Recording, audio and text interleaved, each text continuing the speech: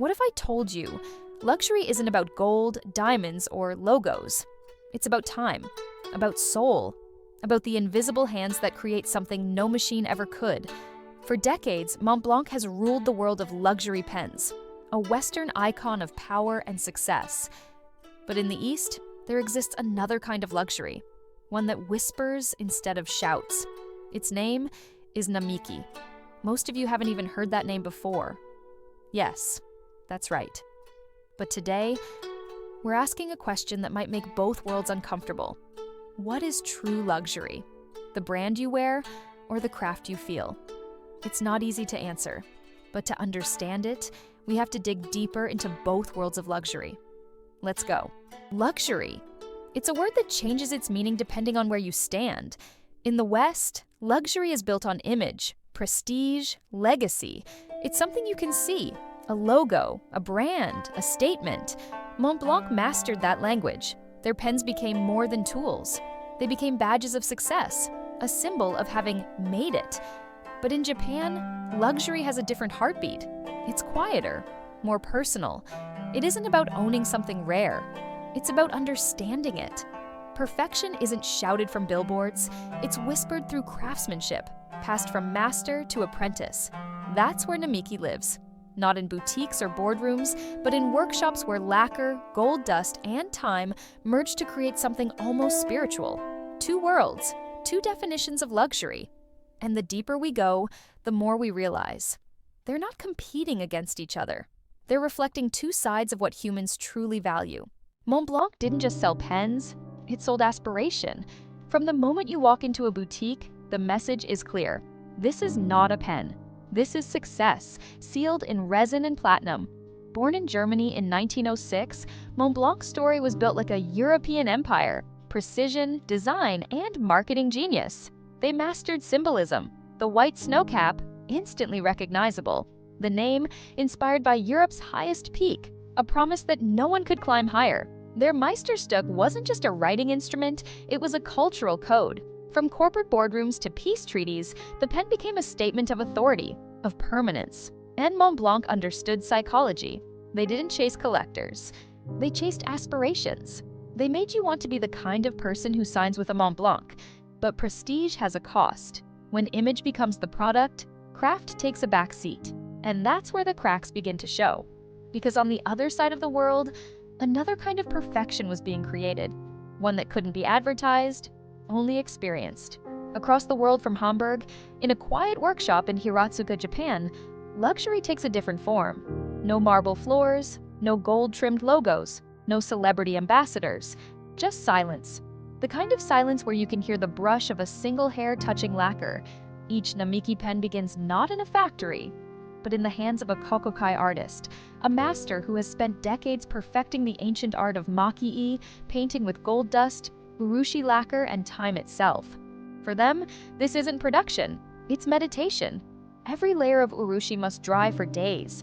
Every shimmer of gold must be placed by breath, not machine. And when the light finally hits that finished piece, it doesn't flash, it glows, like something alive. Namiki doesn't sell pens. It offers silence, discipline, and beauty, wrapped around a nib. A kind of luxury that never screams for attention, because it knows exactly what it is.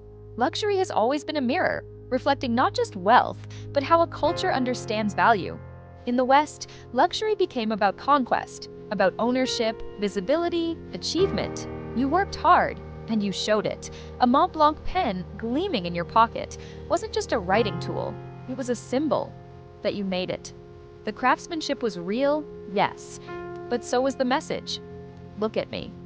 In the East, luxury grew from something quieter, from the tea ceremony, from the patience of calligraphy, from the belief that perfection hides in imperfection.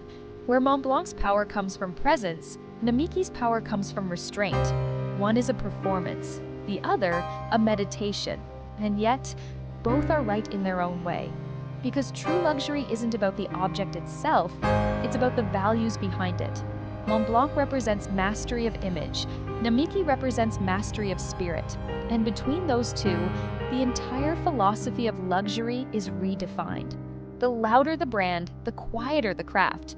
Montblanc built an empire of sound, glossy campaigns, global ambassadors, marble boutiques. It speaks in light and luxury, and it's mastered the illusion that prestige equals perfection. But every illusion has a cost. The more a brand invests in image, the less of its soul it shows. The story becomes louder than the craftsmanship itself. Namiki exists in silence. No slogans, no celebrities, no promises, just time, patience, and human touch, where gold dust replaces logos and art replaces advertising. One brand sells the dream of luxury, the other lives it, because true luxury doesn't need to shout, it simply whispers, and the world listens. In a world obsessed with speed, Namiki moves at the pace of breath. Each pen is touched by only a handful of artisans, some recognized by Japan as living national treasures.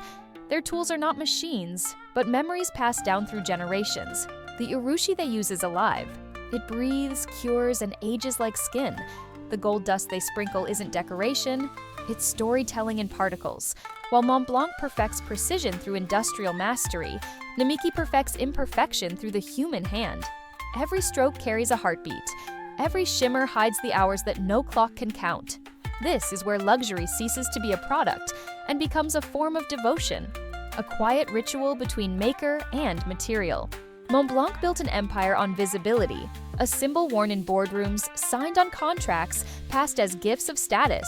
It represents achievement, but also aspiration, a lifestyle carefully designed to be seen. Namiki, on the other hand, never cared to be seen. Its legacy lives quietly, in the ink stains of collectors, in museums, in the reverent silence of craftsmen who never sign their names. One speaks in advertisements, the other speaks in silence. And perhaps that's the real divide. Western luxury teaches us to show what we have. Eastern luxury teaches us to feel what we hold. Legacy isn't about who shouts louder, it's about who still whispers. After 100 years. So, after all this, what remains? Luxury was never meant to be measured in carats, or price tags, or prestige. It was meant to be felt. In silence, in patience, in the devotion of a maker's hands. Montblanc gave the world ambition, the desire to rise, to own, to be seen. Namiki gave the world reverence, the patience to create, to preserve, to feel. Both are powerful in their own right, but one looks outward, the other inward. In the end, Montblanc may rule the skyline, but Namiki rules time itself. So which one is true luxury? The snow-capped peak everyone sees, or the quiet workshop few ever visit? The answer: it's in your hand, the next time you pick up a pen. It's in what you value more, the brand everyone recognizes, or the craft only you can feel. This was The Pen Insider. We dig deep into the world of luxury pens, their stories, scandals, and psychology. And trust me, we're just getting started. If you made it this far, don't forget to subscribe. And I'll leave you with this thought. The art of writing is the art of discovering what you believe. Gustave Flaubert.